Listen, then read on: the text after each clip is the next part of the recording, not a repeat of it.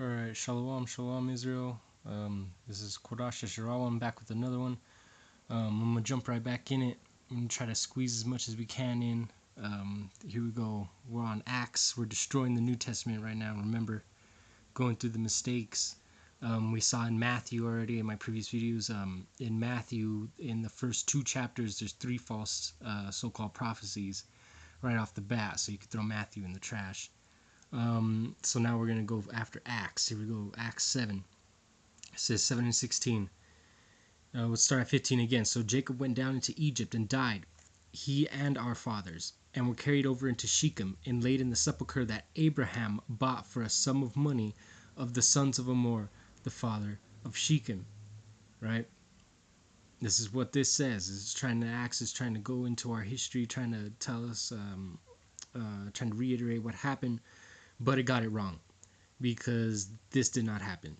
This is a cross of two stories, two events of our history that happened, two totally different events, two totally different times, and I'm about to show that now. So it says that Abraham bought a field from the sons of Hamor, the father of Shechem.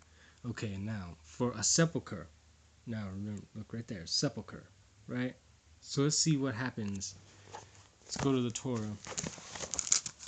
Let's go to the Torah. Remember, the only reason why I'm teaching out of King James right now is just to show the camps.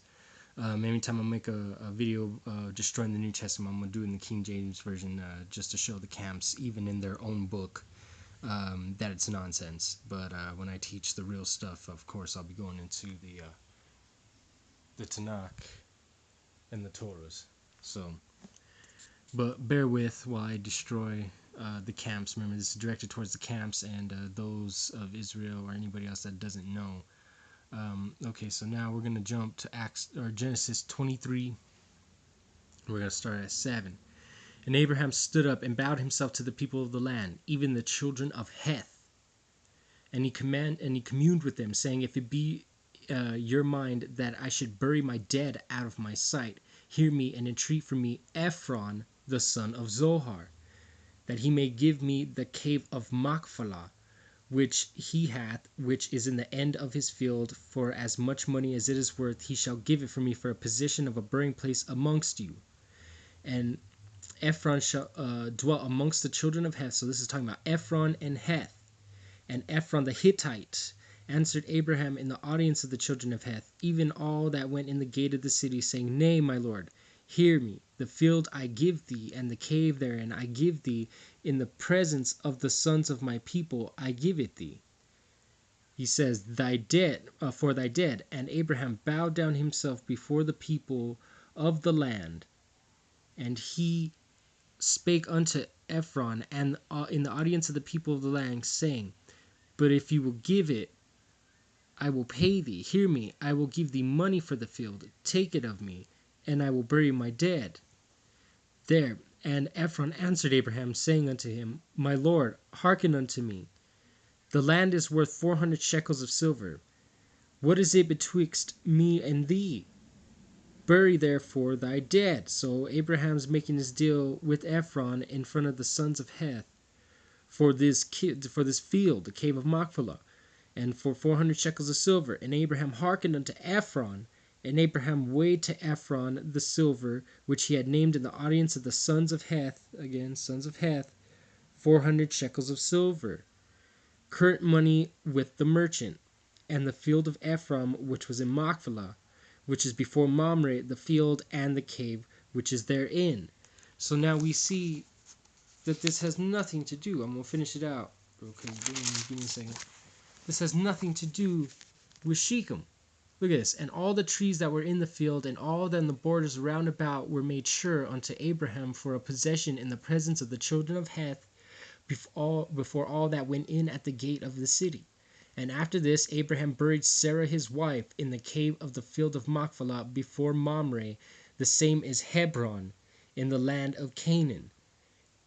And the field, Shalakim, and the field and the cave that is therein were made sure unto Abraham for a possession of a burying place. A burying place is a sepulcher. By the sons of Heth. And Abraham was old and well stricken in. Oh, I'll stop right there. So, what do we got? So verse 20, right there, we just read from 7 to 20. Genesis 23, this is chapter 24, but 23 we just read.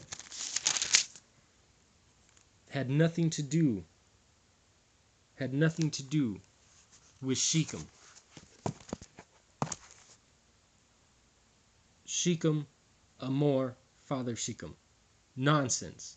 It had nothing to do with that. He was dealing with Ephron. We saw the sons of Heth.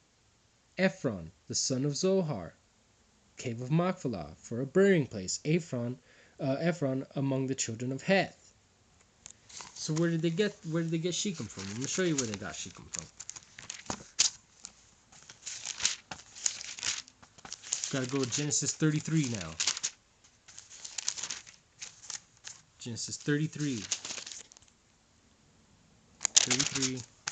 At the end of the chapter.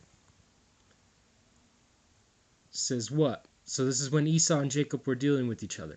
What does it say? So Esau returned that day on his way unto Seir. This is 16, 33 and 16. And Jacob journeyed to Succoth and built him a house and made booths for his cattle.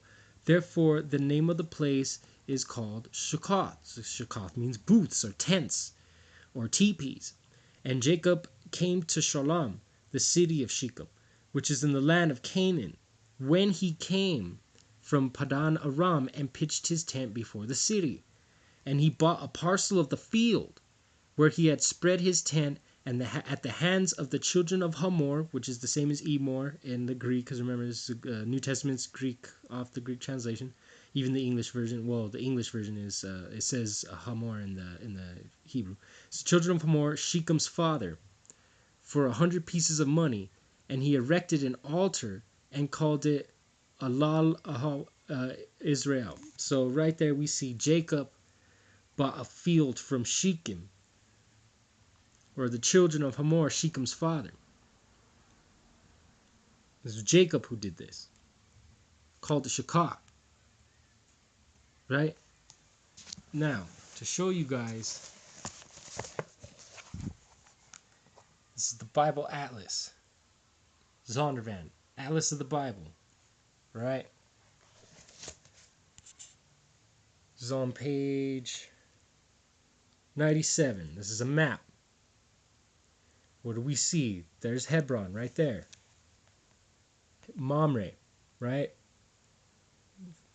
Mamre and Hebron. That's where Abraham bought the field from Ephron, right, amongst the sons of Heth.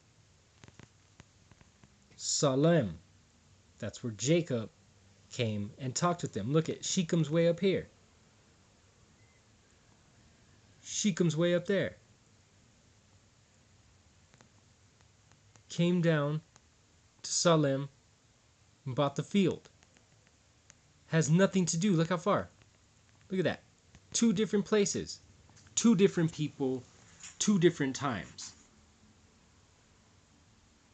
It's nonsense, man.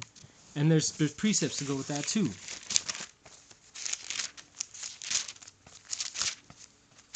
Just to show you, New Testament's nonsense, doesn't know what it's talking about.